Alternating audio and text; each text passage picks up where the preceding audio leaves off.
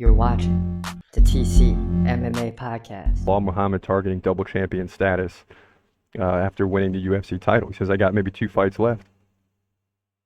And at first I saw that, I said, 2 fights left? Like, is he getting ready to retire? He just won the belt. There's no way he could be retiring. But he's eyeing the middleweight division. And this is what guys do when they win the title. This is why when Dana White, looks at Alex Pereira and can't believe that he wants to go to heavyweight, and why would he do that? All these guys have aspirations to move up. I mean, they all have aspirations to move up to a higher division. That's just the way it goes. He says to Dan Morgan, well, I've beaten this guy, and this guy. As he said it recently in an interview discussing a potential move to 185 pounds. When I beat Vicente Luque, he was on a 7-fight win streak. Okay. He weighed in as a backup for a title fight.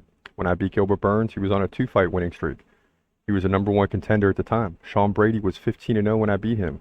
All these guys had big wins, huge wins. And he's got a good point here.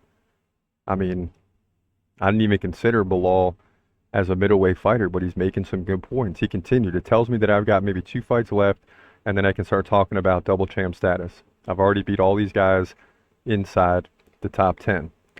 All right, I'm not necessarily in agreement with him. I think there's a lot more than 2 fights. I mean, you got Usman still out there. He's talking about potentially fighting. You got Shavkat Rakhmonov out there. He's talking about potentially fighting.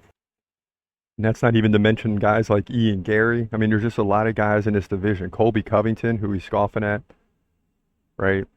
It's just not going to be that easy. This division is deep.